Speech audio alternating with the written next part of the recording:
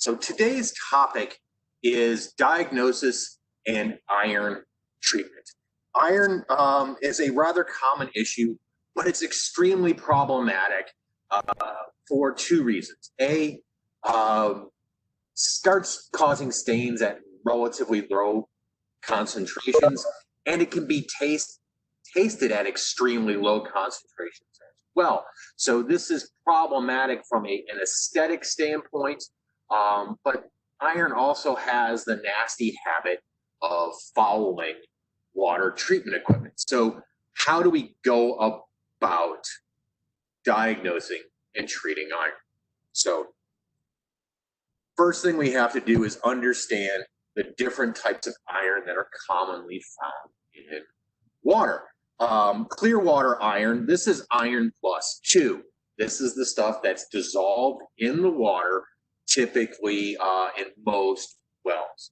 Now, iron plus 3 is the big brother of iron plus 2, but it's dissolved in waters, typically from deep wells that have no oxygen content. Why? Because if there's oxygen in the well, you're going to get iron plus 2 from that oxygen. Once that oxygen is used up, you have nothing left to oxidize the iron, so you get iron plus 3. This also tends to show up in wells with lower pHs. Then you have colloidal iron. This is iron that's typically formed in the treatment process at municipalities, and it's typically formed during flocculation processes where they're elevating pH. Why? pH is above 8, especially when we get north of 8.5, iron forms particulate very, very rapidly, and it tends to form particles so small that they're submicron. Basically, if you want to think of an analogy, dust floating around in the air that takes a long time to settle out. That's colloidal iron. Then other sources of iron in the water, or at least the coloring, is iron-reducing bacteria. These are bacteria that use iron and manganese in water as part of their metabolic pathway, and they take different treatment methods than any of the others. And then there's organically bound iron. This is iron that has been wrapped up in organic matter, bound to organic matter. Typically in residential and well water treatment, this is going to be a tannin issue, okay? Sometimes they call it heme iron because it's bound similar to hemoglobin in the blood. It's organically bound, tied up with organics. And all of these need different treatment methods to address. So understanding which type of iron you have is critical to successfully treating for iron. And this is only one aspect of the water we're dealing with. So a good water analysis is always useful. You can see this can have a broad spectrum of ranges of issues at the tap. So clear water iron. One of the simplest tests for clear water iron is if you've got a glass of water, add a couple drops of chlorine and oxidize it. Run air through it. Comes off an aerator. This is what happens with wells when you have an aerator in a tap. It starts out clear, and then suddenly you get some oxidation going on, and you get iron to precipitate out. This is a process of converting iron plus 2 to iron plus 3, and then precipitation out. This is actually what we're trying to achieve in a lot of iron removal methods, is this exact thing. But we don't want this occurring in our end users' glass or equipment. We want this occurring in our treatment equipment. So now iron that's oxidized, this is your characteristic rust that you see. And it can take a couple forms. You have the standard reddish iron oxide, but you can also get a black format that may be mixed up with other mineral content as well, and some sulfates here as well to precipitate out depending on your water chemistry. But this is oxidized iron. This is particulate iron. This is what we want to create and then filter, because particulate is a lot easier to manage than dissolved chemistry. So iron's filterable. Here you can see our DGD product. This is a dual gradient density filter. it starts out 50 to 5 micron or 25 to 1 micron. And this will show you that the particle distribution here is extensive. You've got a whole range of particle class in order to remove this issue. And here's the core that limits it, where it stops. So you are going to manage F3 iron with particulate removal filtration. Now, colloidal iron, this is when you oxidize iron too quickly or at too high of a pH. It can become colloidal and submicron, and it will pass through standard mechanical filtration. This is where you may need to have submicron filtration or use even ultrafiltration to manage this issue, especially if you're trying to manage manganese at the same time, because manganese precipitates out best at a pH above 9, but it makes the iron in the water that's typically found alongside of it colloidal when it starts to precipitate out. So we are going to want to manage that particulate load if we're dealing with that situation. This is about managing the overall context as well. So think dust suspended in water that's going to result in a yellow color. This may or may not settle out. So potential issue here as well. And how you can test that this is iron or not is by simply adding a drop or two of a strong acid like muriatic acid. If the color goes away, it's from mineral content. If the color stays, it's from organics. Now, one of the more problematic forms of iron that can be found in water is iron-reducing bacteria. Here, this stuff in the water, this is the bacteria, not the iron, but it's taken on the hue of iron because it's using it as its metabolism. But the real problematic thing about this stuff is it produces a biofilm. And biofilm will follow just about every filtration means you have after this stuff enters a building. Now, the problem with biofilm and iron bacteria is it coming from the source water? And how do you stop it from entering your building and contaminating the rest of your plumbing downstream? Typically, you have to do a couple things here to manage iron bacteria. A, have a barrier, half micron or better, to prevent this stuff from getting into the building. You can deny it its food, which is the iron, by either water softening, RO, oxidation. Remove the food for the bacteria. The other thing is you have to get it killed inside the plumbing distribution system after your filtration. So you're going to need to sanitize afterwards to get rid of this stuff in the plumbing.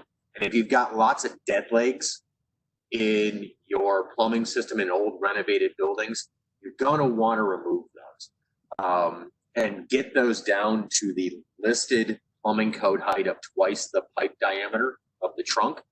Why? Because if you do not get enough flow or sanitizer up into those dead legs, they become bacteria farms. And it really is difficult to remove that bacteria that's growing up in those. And it just keeps reinfecting the system. We've run into this multiple times in many different commercial facilities around North America, where the plumbing distribution system ends up being the ultimate culprit. But you need to, remove the food and kill the bacteria to manage this issue. This may require sanitizing the well, sanitizing the plumbing in the house, and then install your treatment train to manage this issue going forward. Signs of iron-reducing bacteria. The easiest one in residential or even commercial, pop the lid off the toilet tank. If you find slime growing in the toilet tank with a red or black color, you probably have an iron-reducing bacteria producing biofilm. Other thing is you can check your distributors. Is there growth on your distributors or your baskets, distributor baskets at the top of your units? Is your filtration full of rust-colored stuff and slime? That biofilm is a good indicator. Components that are sealed getting slimy growth on equipment, good indicator of biofilm. This is going to be require aggressive treatment to get rid of it and prevent continued buildup. Now, organically bound iron. This is typically formed when iron combines with tannins or other organics in the water, and the iron cannot be removed by ion exchange or oxidizing filters. Why? It's tied up.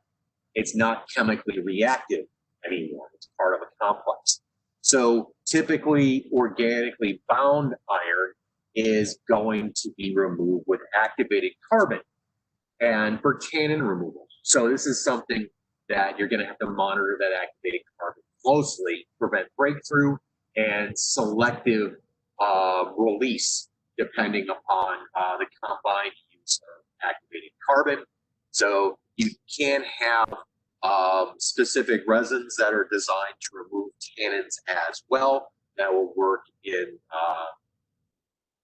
this situation. But they're quite often, when you're dealing with organically bound iron, you're going to have a combination of treatments here to remove this.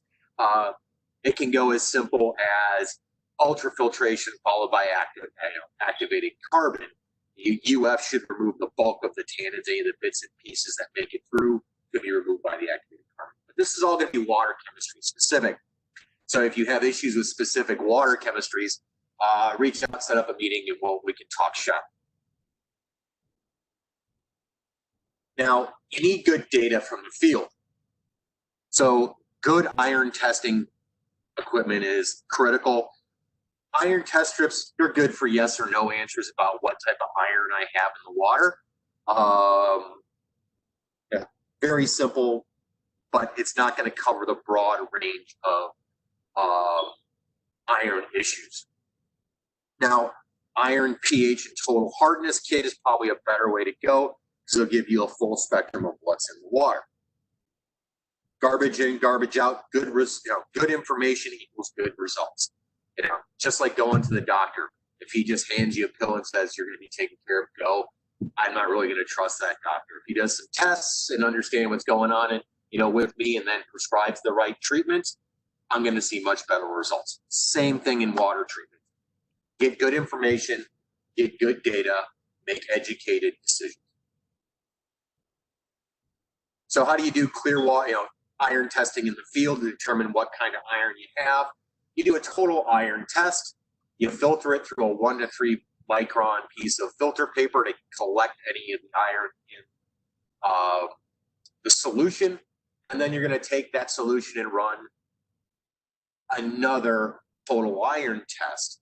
And you're going to get, between the two, the amount of dissolved iron you have in the water and total iron. So knowing what you're treating for equals success. So you take your total iron minus the filtered iron, the iron sample, then you take that total iron test again and minus the clear water iron sample, which will equal the amount of oxidized iron. That's your particulate load. So you'll have your particulate load and your dissolved iron load, and you're going to know how much you're dropping on a solution if you're treating it correctly. Now, for iron bacteria, there's the BART test. This takes 7 to 10 days to do correctly. You're going to take a field sample, and then you're going to watch stuff grow. And you'll get various amounts of results here, and it'll tell you what type of bacteria you're actually producing and whether or not how severe the issue is. So this doesn't have to be done very often, but it allows you to distinguish between colloidal and bacterial iron, which can be quite difficult to do. So we want to understand if we actually have bacterial iron or colloidal. So one of the issues with colloidal iron is when you filter it out, it's almost like moist talcum powder. It forms sort of a paste. And that can be really, really tough to differentiate between iron bacteria and colloidal iron unless you have a microscope on hand. Most water treatment people don't have microscopes in their trucks. So BART test is a good way. You're growing iron bacteria for a few days and seeing how severe it is. Now, some general rules of thumb for iron removal. Iron removal, when we convert +3 iron to +2 iron for oxidation to drop it, +2 iron to +3 iron, sorry, I misspoke there. We are going to do one thing. We are going to create acid. Okay, the oxidation of +3 iron reacting with hydroxide in the water to precipitate out iron hydroxide rust causes us to create acid. For every 2 +3s we remove, we create 3 molecules of acid in the water. So the pH drop created can be significant, especially if we're dealing with high iron content water. So a rule of thumb is your pH should be between 6.5 and 8.5. Why? Because above 8.5, we're going to form colloidal iron. You don't really want to do that. So if you're dealing with high pH waters, oxidizing iron may manage that pH for you and bring it down as well. So there may be some benefit to just managing it straight with oxidation. But that being aside, the alkalinity should be above 100 parts per million. Why? Alkalinity is Tums in the water. It's your buffer system, reduces pH change. So you want 100 parts per million there to absorb the acid we're creating, produce CO2 and get us off. So the ideal pH would be 7.2 to 7.5. Above 7, we're starting to risk colloidal formation. The ideal alkalinity for your water would be 100 ppm or milligrams per liter of alkalinity plus 3.5 to 5 times the iron concentration. So if I've got 5 ppm iron, I'm going to want 5 times 5 is 125 plus 100, 125 ppm or milligrams per liter of alkalinity in the water to balance out the pH drop while we oxidize that iron. So proper conditions to oxidize iron allows us to precipitate that iron out effectively. This is the reason for most mag oxide media in the marketplace or pH management medias in iron removal. It's to manage the pH drop associated with it. It keeps the pH above 7.0, where there's more hydroxide than acid in the water, and allows us to precipitate the iron out efficiently. Once we have low pH below 7, we start to redissolve the iron we are oxidizing, self-defeating. So how do we treat for iron? In simple residential cases where we only have a little bit, or municipal waters, a little bit of hydrogen sulfide, you can use an oxidizing media filter like the RFFE BB. It's a 4x20 inch big blue housing filter. Very, very simple to use. Half gallon to 1 gallon per minute flow rate oxidizes the iron. It will trap some iron, but you'll need a particulate filter after the fact to make sure we catch it all. Very simple solution for drop-in residential application. And we've even used this in some light commercial applications as well. You can do ion exchange, but using cation exchange resins to remove hardness and iron, we want to define some limits. Typically, resin manufacturers will recommend the stopping point is 5 ppm. If you have greater than 5 ppm of iron in the water, you need to use a different method than just softening, or you need to change the resins that you are using. There are some resins out there that claim to handle up to 22 ppm of iron in the water. I'm going to want to understand that from my resin manufacturer before I make that change. Why? Because those resins are considerably more expensive. So you're going to need to do some cost-benefit analysis between salt use, water use, resin cost, those types of things to make sure it is worthwhile. I have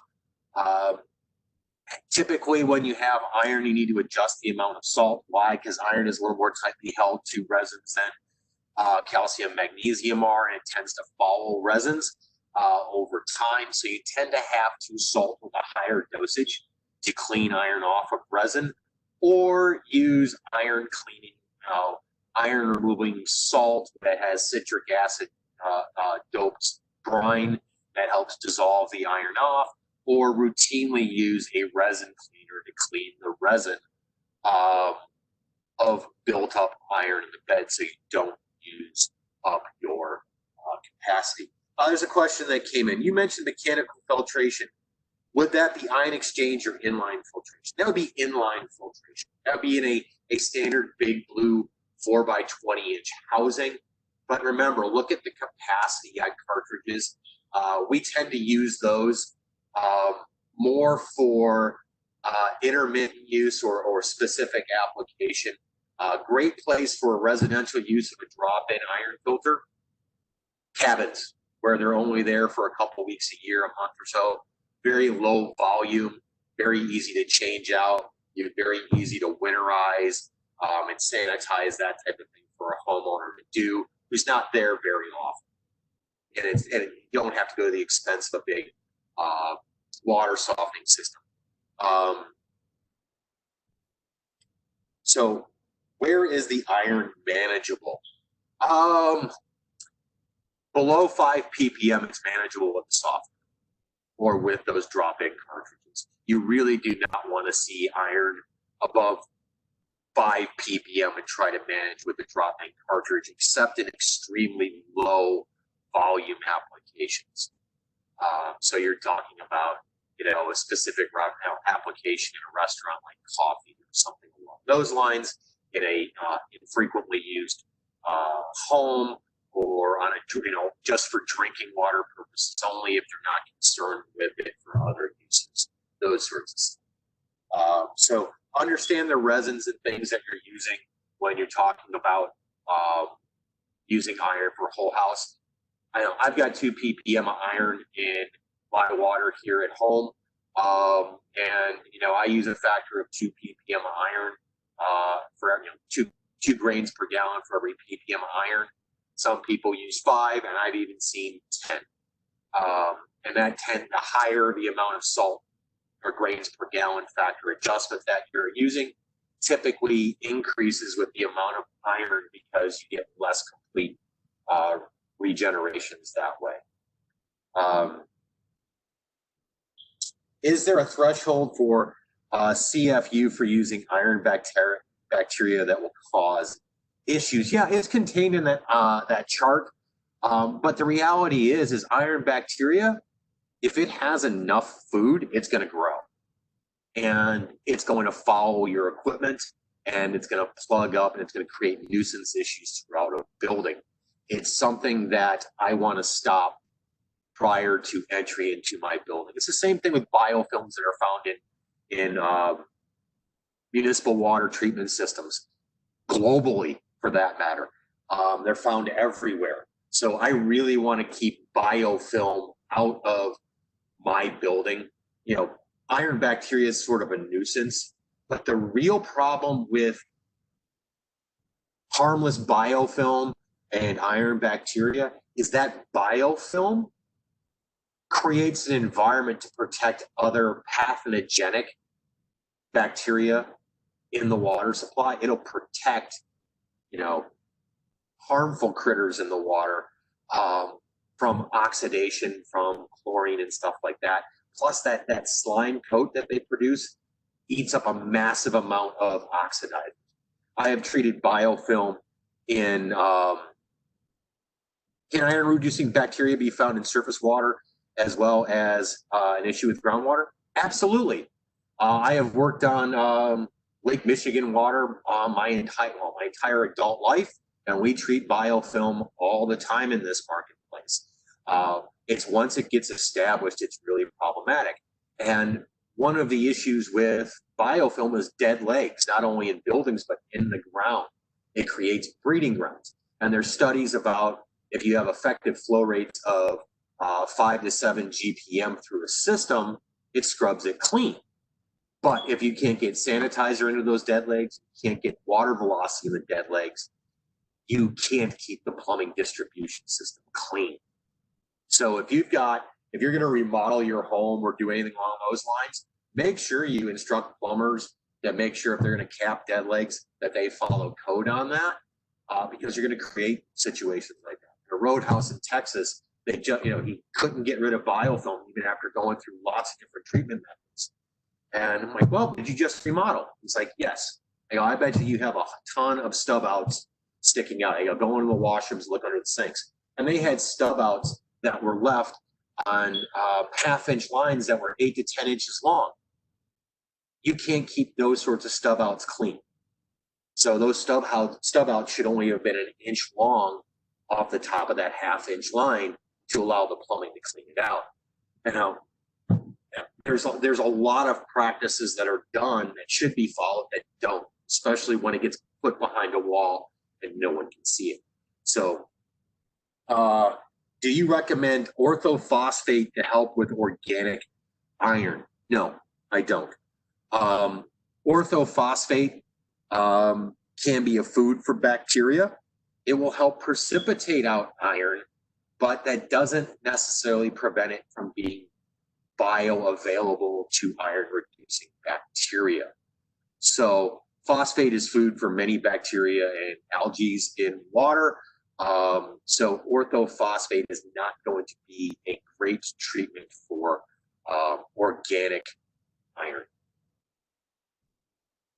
So we'll move on from ion exchange. Now, AIO, this is air oxidation of particulate iron. This used in conjunction with medias, all different variety of medias, will help you manage pH, drop, particulate load, tannin removal, organic removal in the water if you have combinations of factors. That's also one of the issues that may occur when treating for iron. You may have multiple types of iron contamination in the same water. So if you have a shallow well, let's say in the Iron Range of northern Michigan, you may have particulate iron, dissolved iron, heme iron, and bacterial iron all in the same shallow well. So understanding your base water chemistry you're dealing with dictates the treatment train you're going to apply. There are no silver bullets in water treatment. You understand the water chemistry, you look at the water, you understand what you need to put in it in between to get the results you want. So it really all starts with understanding the water and what method you're going to select. But the great thing is there's lots of ways to skin the cat. So if you want to bounce ideas and talk shop, feel free to set up a call and we'll talk shop about scenarios. Because without other context there, it's really hard to make broad general statements about treatment. There are other oxidation systems. AIO just uses air to basically do what Mother Nature does. Takes that +3 iron, +2 iron, converts it to +3, reacts it with air and oxygen, creates rust particles, and drops it out. Very, very simple. No chemical additions are really needed there. But you may have multiple issues going on where other methods may be more effective. Let's say you're dealing with something that's got bacterial iron and dissolved iron in the water, maybe tannins as well. You could use bleach injection, chlorine injection to manage a lot of that. You're going to have problems with your dosing right there too. Hydrogen peroxide is a direct oxidation method that will help oxidize anything in the water that might be oxidizable. Ozone, very, very useful as well. But all three of those methods needs an additional contact. So if you have a really complex iron issue, contact tank may be the way to go, followed by other multiple treatment trains. Media options you can use. You can use AIO and use like Catalox 2 without because it's a coated zeolite with mag oxide, berm, calcium carbonate if you have low pH but dissolved iron. Your manganese green sand and pot pearl will work as well. I don't like injecting chemicals in an environment where I can't control access to that space, especially strong oxidizers like potassium permanganate, hydrogen peroxide, bleach, and ozone. I want a water room. Using those in industrial and commercial settings, it's fine to do so. But when it's in a residential setting, how much control do I have over how those chemicals are used and who has access to them? I've got 4 kids in my house. I don't want pot perm in my basement. Okay. I don't want injected chlorine in my basement. Just because when those pumps and things fail and you get leaks, you have issues. Purple fluids to a young child kind of looks like Kool-Aid. So we want to manage those sorts of issues as well. That's why AIO is kind of popular right now. You get rid of those potentially toxic and dangerous compounds. Plus, as a service provider, you're hauling around bleach and hydrogen peroxide or pot perm, got to have your hazmat, your SDS sheets on your trucks to comply. It's one of those things that, trust me, you do not want to get pulled over and not be in compliance with your SDS requirements. Those fines are quite steep. Why? Because firefighters really don't like showing up to a car fire with strong oxidizers in the back of a vehicle and not know about it. Put the wrong thing on that fire, it'll blow up on you. So manage your chemical transportation requirements as well. It's also another reason why AIO is popular, is you don't have any of those other business issues to manage. So lots of ways to remove iron. Raw water chemistry is critical to selecting which method is best for that water. And this is the truth about water treatment everywhere. There are things that work in some markets that work amazingly well and don't in others. And it all comes down to raw water chemistry. Get that data, understand what you're dealing with, and you'll be successful. So how to manage iron treatment and iron sediment after you oxidize it. We have quite a few systems. And we have single big blue housings. You can just drop in a dual gradient density filter into here. We have series offerings. So let's say that cabin in the North Woods, you could put your RFE in this first housing and your activated carbon, let's say a Flow Plus cartridge here to manage particulate load and your taste and odor issues. If it's kind of severe and you've got particulate load from the well anyways, you can put a sediment filter here, your iron filter here, and your carbon filter here, or you can put your carbon filter, sediment filter, and then carbon filter last. Lots of ways to skin the cat with drop-in stuff for small applications.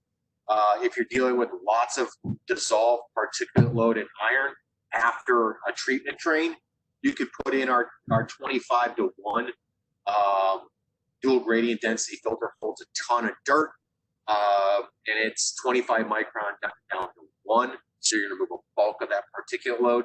These are parallel flow, 5 to 10 GPM. You can get through those cartridges out of this system.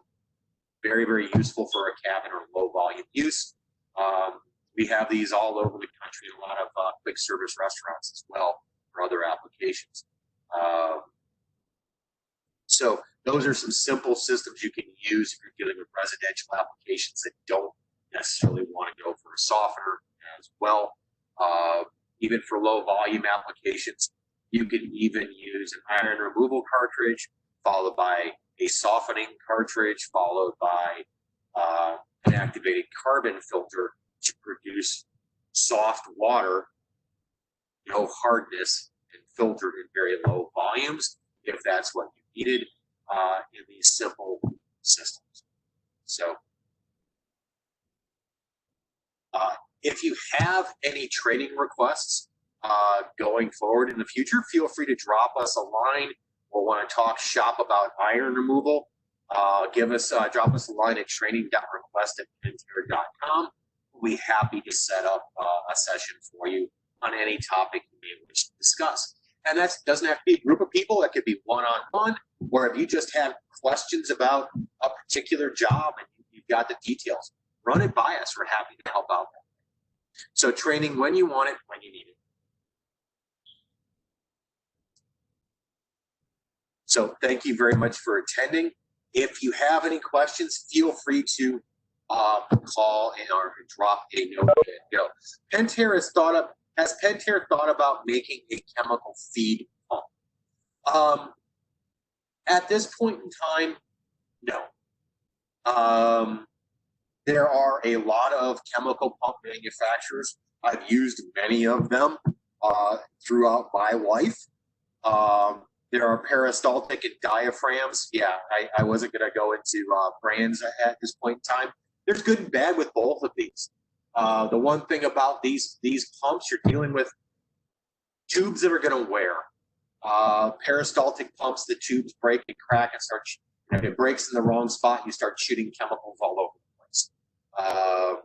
Diaphragm pumps, if they crack, diaphragm stops pumping. They're noisy. They all chemical dosing pumps, regardless of manufacturer, need aggressive PM schedules. And what I mean by that, I mean everything from the foot valve to the tubing involved to the peristaltic tubes to the diaphragms. If you are using chemical dosing pumps, I suggest you get on an aggressive PM schedule with them. Why? Because they always fail at the worst possible time. They never fail when it's convenient, typically when no one's around. And if you've ever walked into a water room where you have a peristaltic pump feeding chlorine and you got a broken tube and it just keeps running, well, you know you've got a hazmat situation there walking in from a breathing standpoint, just in order to get in to service it and shut it off. So, plus then there's the impact of spraying concentrated chlorine, hypochlorous acid onto equipment. I've seen this happen enough that this is something you want to manage aggressively if you're using chemical feed pumps. And you know what? One of the things about water treatment is do not be afraid to be candid about preventative maintenance. Why? Because nobody likes surprises when you're purchasing water treatment equipment if you don't know what's going to happen and what you should look for. If someone tells me, yeah, this tube wears out, okay, that means I want to pay attention to that. So, well, what does that mean when the tube wears out? Oh, it stops pumping. Well, no, it could spray chemicals around, right? So we want to make sure we tell our customers that, when we do a PM on your softener once a year on your system, we come in and check it out. We're going to replace these tubes. Okay, or we're going to replace the diaphragm as part of your tune-up kit every once a year, 2 years, 3 years, whatever fits your market. But you're going to want to manage those pumps closely. Pot perm spraying all over the place. In a typical basement, there may be a lot more stored around that filter and treatment equipment than it should be. And I'm always amazed at the amount of really nice things people put in finished basements. I'll just put that from my experience. And in a range of things like that. So when managing chemical pumps, they need to be managed to avoid issues with lifetime failures. But as of now, I don't know if Pentair is planning on peristaltic pumps produced.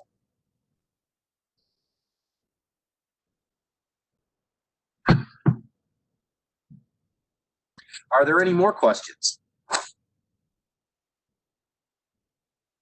If you're looking for things that we don't normally offer through our water treatment viewers, and you're interested in other things that Pentair does, go to pentair.com, and you would be surprised at the breadth of our overall product portfolio when it comes to treatment equipment.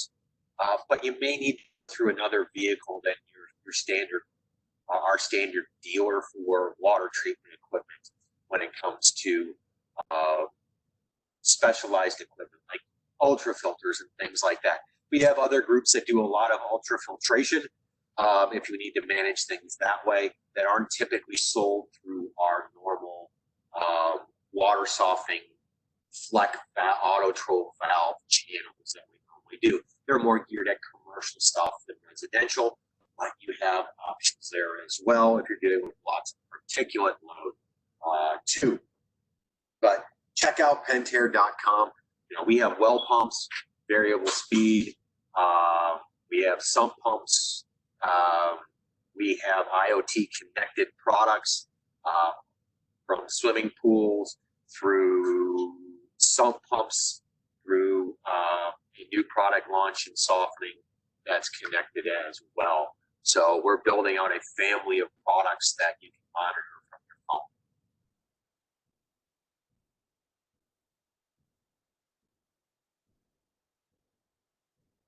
Yeah, those RFE elements are really, really good if they're appropriately applied.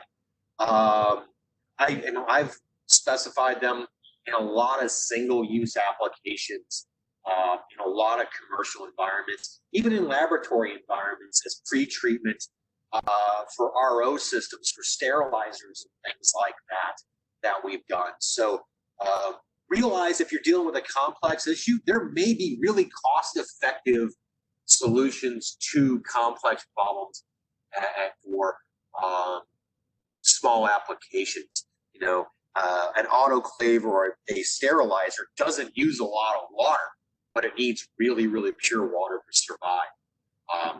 Got a lot of RO systems at MIT in Cambridge, Mass, in their laboratories there, and they have some unique water qualities there that we have to manage, mainly particulate load. But understanding the water quality you deal with allows you to select the right pre-treatment. I've done RFE elements before ice makers in mining camps in Alberta, Canada, to protect a single ice maker. And then, like, well, what are you doing for the rest of the kitchen? So when you find an issue around one specific type of equipment, solve that problem, and then ask, what other issues are you having at, you know, that facility? Because the ice machine guy may not talk to the other maintenance people on staff.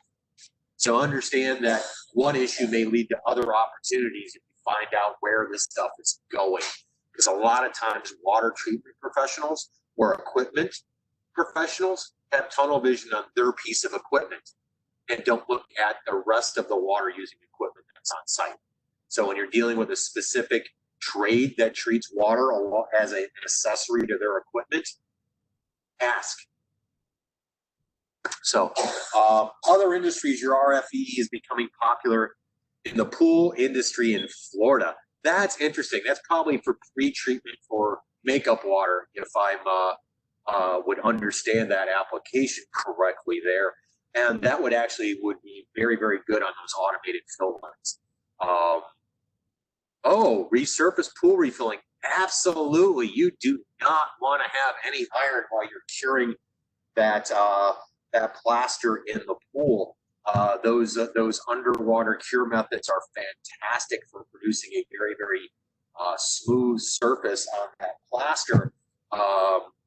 But you have any iron in that, you're going to end up with a yellow or orange surface in a hurry. Yeah, those startup methods are fun to manage.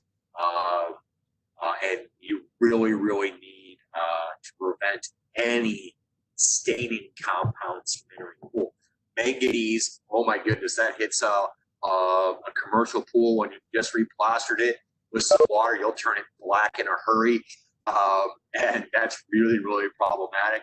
But I have heard of some guys going extremely custom, where they're actually adding manganese to the water during their plastic cures to create black plaster. Those guys are a little crazy with that stuff, and I stay away from that because that's a little witch's brew happening there. Very, very tight management there that leads to for error to happen. But no, resurfacing pool plaster, yeah, that's a curing process underwater that if you don't manage what you've got going into the pool, you've got issues. I typically, when I was in that universe, I trucked in water and made sure I understood the water quality before filling it up from a hose, just simply because I didn't want to have to manage those issues or the outcomes of poor management. Are there any other questions? That's a great use for those cartridges.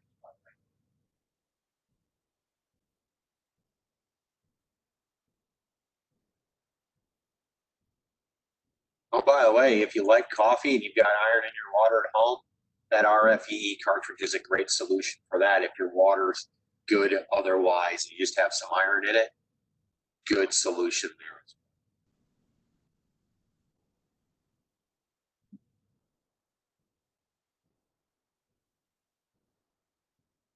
Are there any more questions?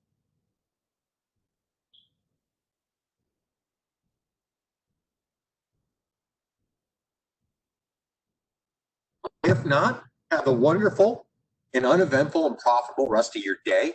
Thank you very much for attending. Know anyone else that could use to see this presentation to be offered again at 3 p.m. Central Standard Time. Thank you very much for attending and have a wonderful rest of your day. And remember, if you have any questions, feel free to drop us a line at training.request@pentair.com. We'll be happy to help you out.